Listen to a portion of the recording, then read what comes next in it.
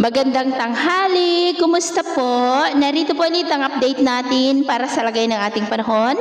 Ngayong tanghali po ng January 16, 2024 na kung saan sa ngayon ay patuloy pa rin na malakas ang bugso ng hanging amihan dito sa malaking bahagi ng ating bansa. Gaya po yan ang inyong nakikita at wala ring anumang sama ng panahon sa loob at labas ng ating area of responsibility. At ganoon din po si pinalabas ng pag-asa na tropical cyclone threat potential for the next 2 weeks ay may banta po ng sama ng panahon bago po matapos ang buwan na ito.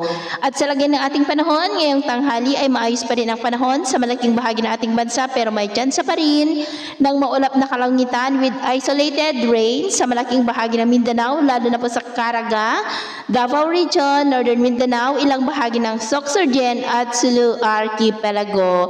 At may isolated light rains rin sa ilang bahagi ng Eastern Visayas, Batangas, Camarines Norte at ilang bahagi ng Cagayan. At sa susunod pa ng mga oras ay posible rin ang cloudy skies with at times heavy rain sa malaking bahagi pa rin ng Mindanao at cloudy skies with isolated light rain sa ilang bahagi naman ng Kabisayaan, Oriental Mindoro, southern part ng Quezon, Camarines Norte, ilang bahagi ng Cagayan, Isabela at Mountain Province. Kaya mag-ingat po tayo sa posibleng banta pa rin ng mga pagbaha at pagguho ng lupa.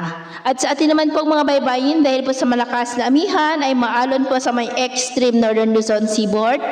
Silangang baybayin po ng ating bansa mula silangan ng Luzon, Visayas at Mindanao at maging po sa mga seaboard ng Ilocos Norte ng mga alon po posibleng aabot hanggang po sa 2 to 3.5 meters height. Iwasan muna natin ang papalaot diyan po sa mga may kulay pula para mas makaiwas sa mga sakunang pangkaragatan.